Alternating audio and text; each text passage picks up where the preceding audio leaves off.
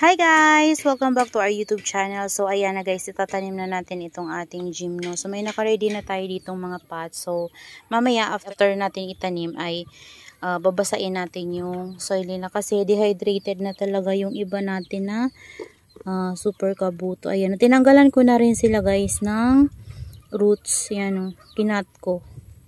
Yan, so first time kong magkaroon nito, kaya tingnan natin kung magiging okay ba siya dito sa ating garden. So dito ko siya guys planong ilagay. Ayan, yan, ipapatong lang natin. Ito yung mga pots natin dati ng mga succulents. Ayan, tapos ito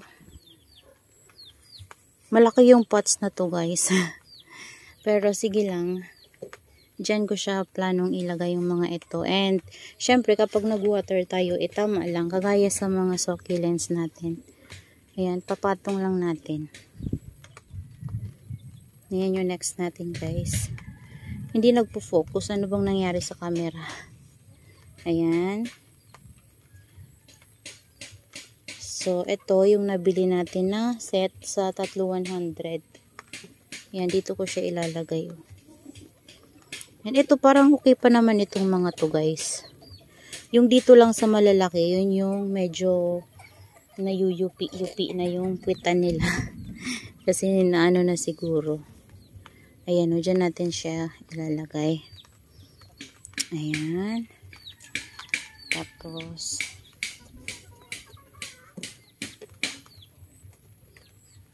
ito, meron ba tayo?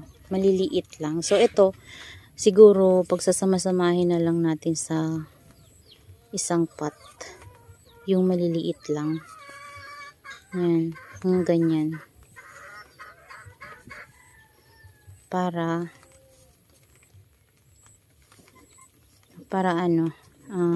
less space na rin. So ayan sila guys. And meron pa tayo dito. Ito, meron tayong maliit. Yan. And dito na lang din to guys. Yan, mabilis lang. O diba, mabilis lang ako magtanim. Kasi may naka-ready na tayo ng mga potting mix na paglalagyan. So, ayan sila. And may net ngayon sa taas guys. Kasi nilagay ko kanina. Kasi sobrang init. So, ayan yung isa natin na nabili. So, maliit lang pala siya guys. Pero ang ganda ng niya, oh. Ganda ng pattern niya. So, dito ko siya ilalagay. Yan dito. Ito, usog lang natin. Meron pa tayong isa dyan. And dito sa pot na to guys, ang plano kong ilagay ay yung ating mga, gymno. Yan, ito, meron tayong gymno. Yung free sa atin ni ma'am. Ipapatong lang natin. Ang laki guys ng free sa atin ni ma'am. 2. Ayan siya. Ayan. Tapos ito. Yung sa 3,100 ata to. Ito din. Ito yung sa set na 180. Yan. Pansin pala yung sa set na 180. Kasi maganda talaga yung niya. O, ito yun Ganda siya. So, dito ko siya itatanim guys. Meron tayo ditong vacant pot. Ayan. Yan, dyan. And yung ating iba ay nandito. So, dito ko na lang siya tatanim. Yung ganyan na lang. Pagsama-samahin na lang natin itong 3. Yan, masakit.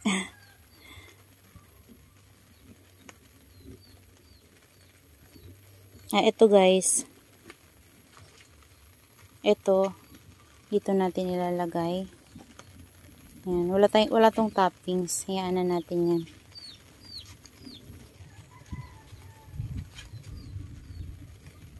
Tapos, ito guys, pagsama-samahin natin itong 3 dito.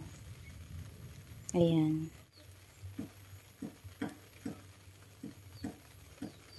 Yan guys, pagtabi-tabihin na lang natin to dito sa isang pot na to.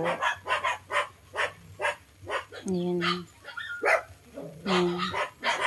para ano, less space na din. At ano din, ayan siya. Para ano, pag malaki na siya, saka natin siya ililipat. So, meron pa tayo dito yung Daydream. Ayan yung ating Daydream. So, dito ko siya guys ilalagay.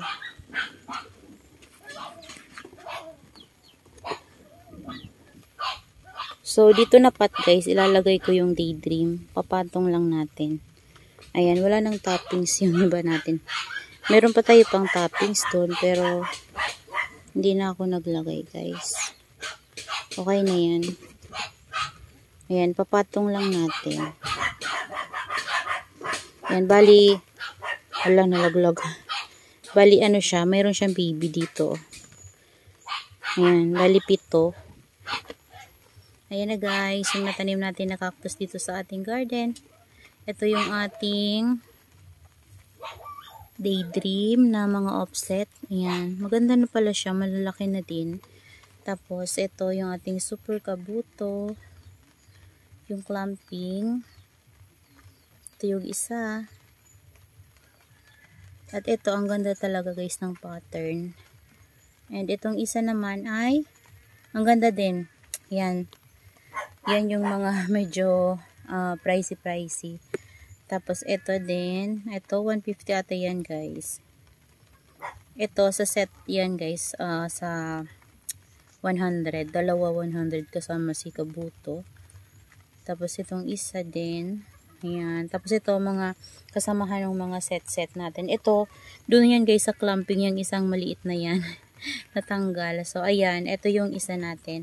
So dito wala tayong nalagay. And nandito yung iba guys. Oh. Ayan. Tapos yung dalawa ay nasa taas. Ayan, dito banda sa taas. Ayan. So, didiligin ko na siya guys. Babasa-basain ko lang yung paligid niya. So, ayan na guys. Nag-ready tayo ng water. So, babasain ko lang guys yung dito lang sa gilid. Ayan. Tapos, dyan. Kunti lang naman. Yun, mga basa yun kasi dinilig ko na yun sila.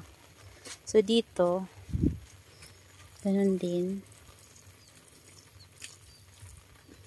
Yan. Ganyan guys yung ginawa ko dun sa una. Kinabukasan, ginanito ko yung paligid nila.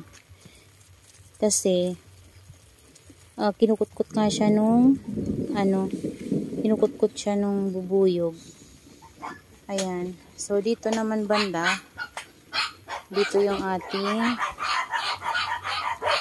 Daydream. Ayan. So, busy ako ngayon guys. Ang dami ko talagang ginagawa. Ang dami kong alaga. Oh, ang ingay ng mga alaga ko. So, ito din. Tapos ito. Ganun.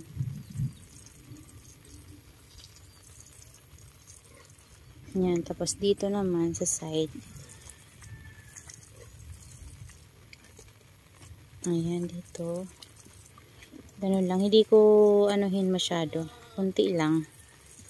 Mabasa lang yung paligid niya.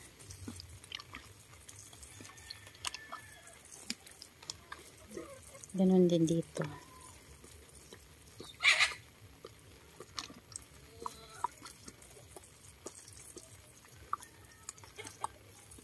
Alam nyo guys, maganda yung maganda pala yung sand na ganito, pero kapag tumagal na siya ay pumapangit din kagaya niya no. O di ba? Maganda siya sa una pero kapag tumagal na pumapangit, lumalabas yung mga natin, soil mix. So mas maganda pa rin talaga pala yung pumice stone. Ayan no. Siguro mas maganda talaga to pang arrange lang, pero kapag pang toppings din talaga. Kailangan siguro sobrang makapal yung paglagay natin. Kapag hindi makapal, ganyan ang nangyayari. Tapos kinukutkot pa kasi guys ng ng bubuyog. Kaya, ganyan lumalabas. Ayan, niready ko yan nakaraan and okay naman yan sila. Pero ngayon, tingnan nyo guys, nakalabas na yung kanilang mga rice hull kasi kinukutkot sila ng bubuyog. Yung kulay itim na bubuyog. Puksain ko lang yung paligid. Ito yung tuyo. Init kasi dito guys. Ilang araw na to dito. Standby ng mga pots na to. Kasi ang tagal talaga nung shipping nito. Ang layo pala talaga nung ang tagal pala talaga nung shipping. Pagaling Davao papunta dito sa amin sa Bicol. Yan, napakalayo. And pick up pa to guys galing sa galing pa dun to sa Ligao. So mga 1 hour ang biyahe, ganyan. Di ko lang alam kung pag nakamotor, di ko alam kung maliles pa yung 1 hour na yun. Depende siguro sa pagpapatakbo. Ayan. So ayan guys, na dilig na natin. And okay na sila. Ayan.